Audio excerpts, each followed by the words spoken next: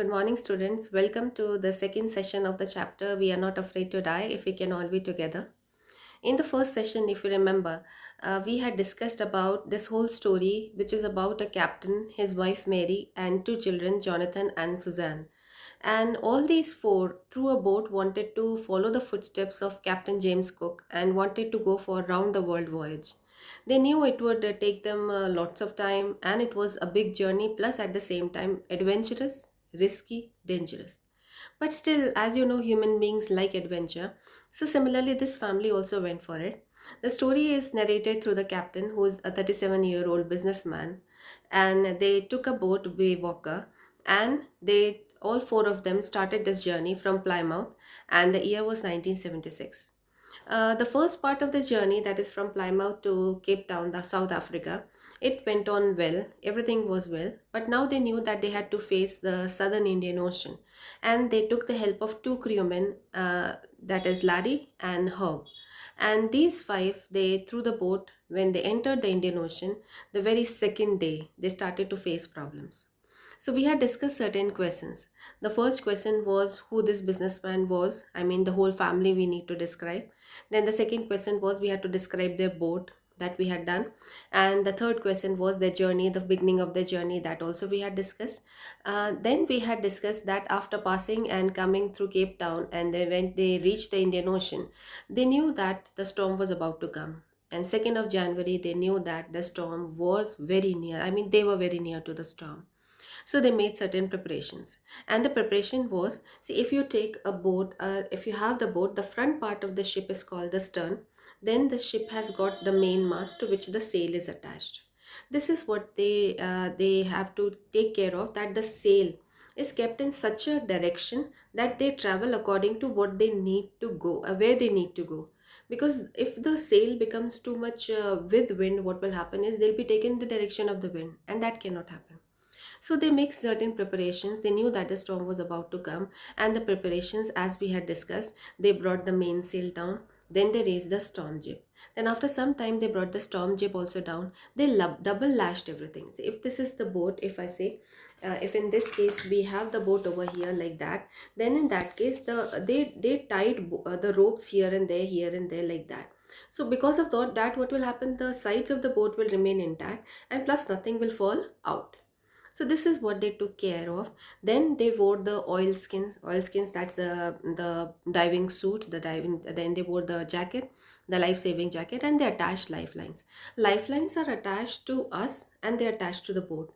So till the boat is there, you can remain attached with the lifeline. If you find that the boat is sinking, then you can detach yourself, and because of the life jacket, you will float on the water. Now, there is one more word which I did not discuss last time, and I have to discuss it. There is a difference between drowning and sinking. So, when you are writing answers, we need to be careful. Drowning word is used for people, animals, I mean living people. We drown. And for things, we use the word sink. So, if we say boat, we'll say boat is sinking and human beings are drowning.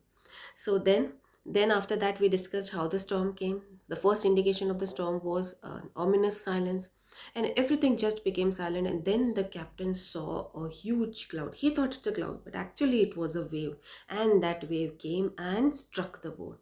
And immediately the captain who was there with the steering wheel, his head smashed into the steering wheel.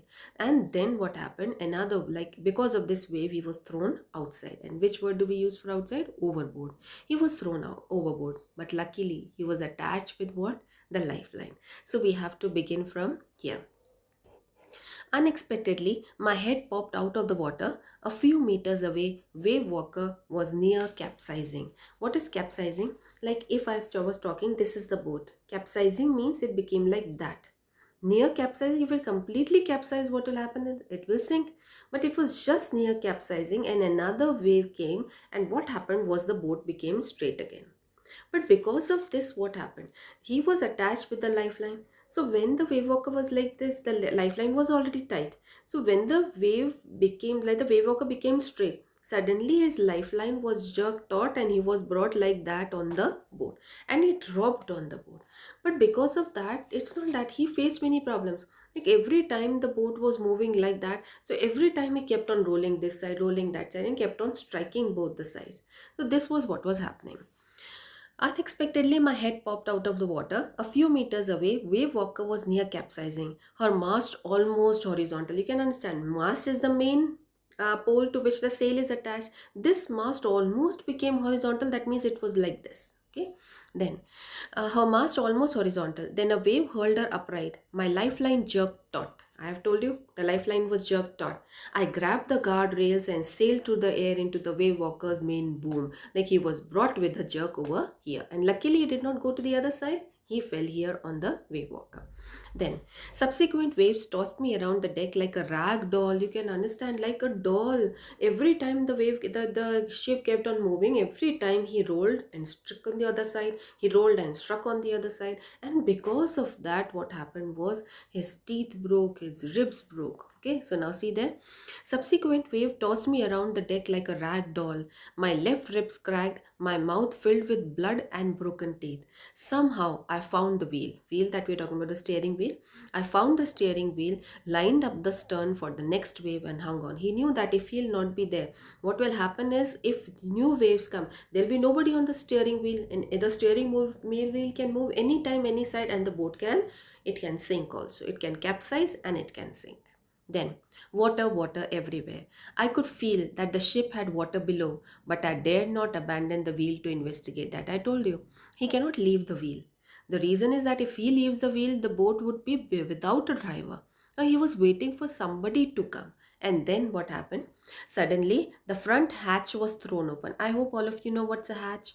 Like if you have seen the water tanks at your houses, they must be having iron lids. But we don't call it a lid. Bottle has got a lid and we call it a hatch cover. So that front hatch, because ship of course from the top is covered and it's covered with the hatch. The hatch was open and somebody came out. And Mary appeared. We are sinking, she screamed. The decks are smashed, we are full of water. Take the wheel, he said. You take care of the steering wheel, I'll go and see. Take the wheel, I shouted as I scrambled for the hatch. I hope all of you know the meaning of the term scrambling. Like students, you cannot go straight. The boat is continuously moving because of the waves. So he cannot just walk and go. So he was just trying to hold of something and then went to the hatch cover. In the same manner, Mary came and she took care of the steering wheel. Then Larry and Herb were pumping like madmen. The reason? Lot of water had entered inside and they had to pump this water out. So it's not a very small boat that they'll take buckets and take the water out. There are pumps made and there are two types of pump. One is that hand pump because of which the water which is there can be taken out, and one is electric pump. But electric pump, it can short circuit because of the water, but hand pumps usually work. But then what happened? Larry and Hop were pumping like madmen. Broken timbers hung at crazy angles. Tins and toys sloshed about in deep water. Clothes, crockery, charts, tins, and toys sloshed about in deep water. The whole starboard side had bulged inside. You can understand, students. This is the boat.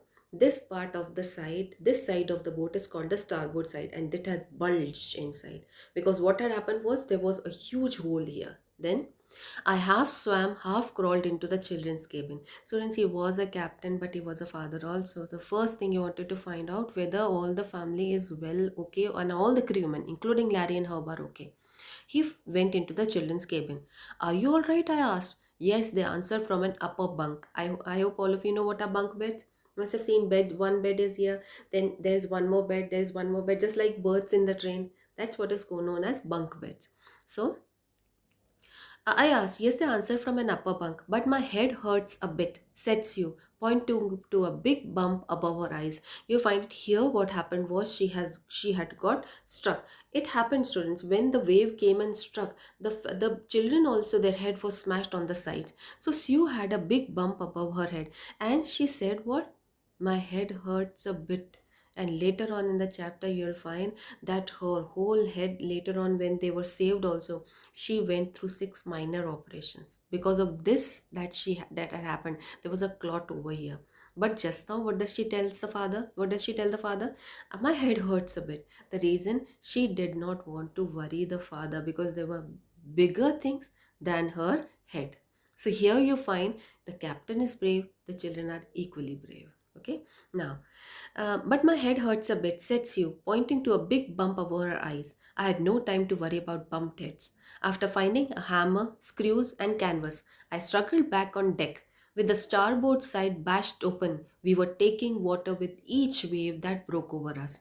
If I couldn't make some repairs, we would surely sink. I told you starboard side is this side, and this side there is a hole, and it was not very down, like it's on the top. So every time that they're going on the wave, the water was entering through the starboard side. So he had to repair it from inside.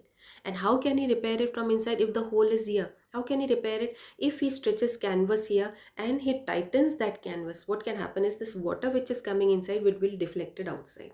So this is known as a temporary hatch cover. So let us see.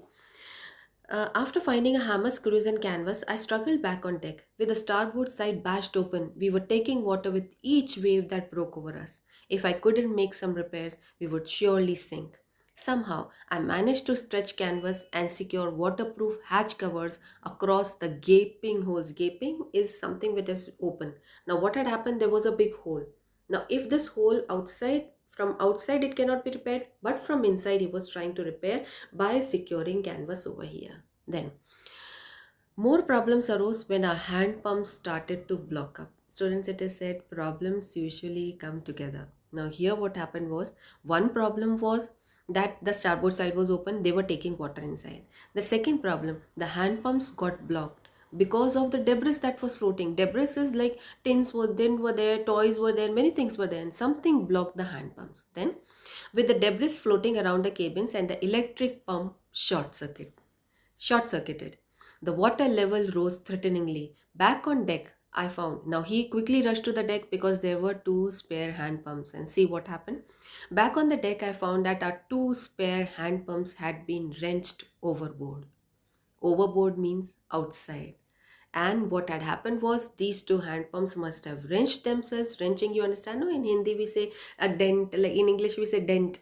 In Hindi we say like from one side, if we find that something gets spoiled, a steel glass or a bowl or something. Similarly, they must have got wrenched and they were thrown out. Then, along with the forestay sail, the jib, the dinghies. Dinghies are the spare boats.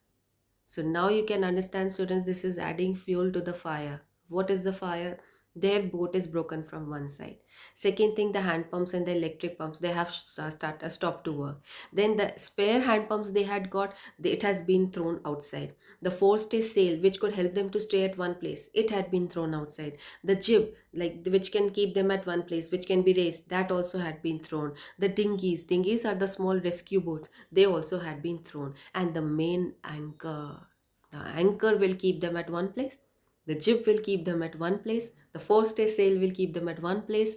Okay, the dinghies could help them to escape. All of them had been thrown out. Then I remembered we had another electric pump under the chart room floor. Students, this is what we say is presence of mind. This man had a good presence of mind. He remembered that there was one more electric pump, and see what happened. Then I remembered we had another electric pump under the chart room floor.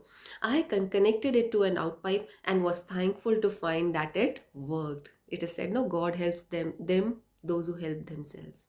Now here he used his mind and he remembered, and the electric pump thankfully worked. Then the night dragged on with an endless bitterly cold routine of pumping, steering, and working the radio. We were getting no replies to our mayday calls.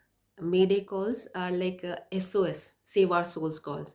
We send a call to somebody that we are in problem, and then they send a reply or they send help.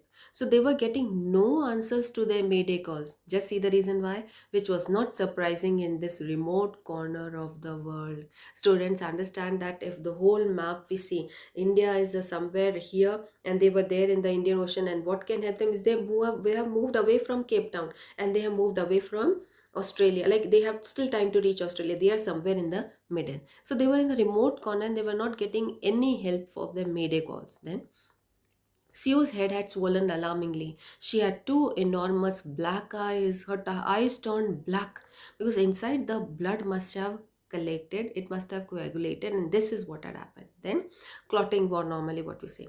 She had two enormous black eyes, and now she showed us a deep cut on her arm. Students, how brave girl!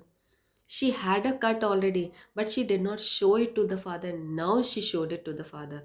When I asked why she hadn't made more of her injuries before this, she replied, I didn't want to worry you when you were trying to save us all. So today I'm going to stop here, students. We have revised the previous portion. We have done one portion today. What did we do today was what happened when the wave walker was stuck with the storm. What happened was a torrent of green and white water. His head smashed into the steering wheel. He was thrown out. The wave walker was capsizing, I told you. Then his lifeline jerked taut and he was brought on the boat, and every time the boat kept on moving, every time he also kept on striking the sides of the boat. His ribs cracked, his teeth were broken, his mouth was filled with blood, but still he kept the steering wheel until who came? Mary. When Mary came, he handed the steering wheel to Mary and he came down and he found that the starboard side had bulged inwards. They were taking water. Now, what did he do to save the boat? First thing, he prepared a temporary hatch cover with the help of a canvas. Now, because of this, the water was going out now. Now, what to do with the water which was already inside? Laddie and Herb were already pumping the water out. Problem came when the hand pump got blocked. The electric pump got short circuited. He went on the deck. He found all the important things had been thrown outside.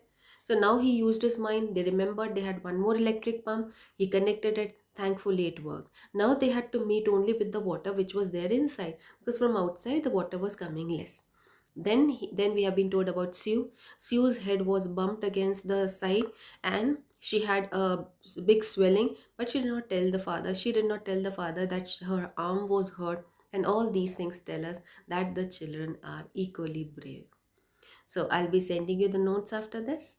And the next session we'll discuss the remaining days. Now we have done this whole thing, if you are asked, it happened on January 2, because next session onwards we'll begin with January 3. Now every day, everything in the next session we are going to do according to the day. So we have done one day, that is January 2, the whole thing that happened on January 2. The next session we'll discuss about January 3, 4, 5.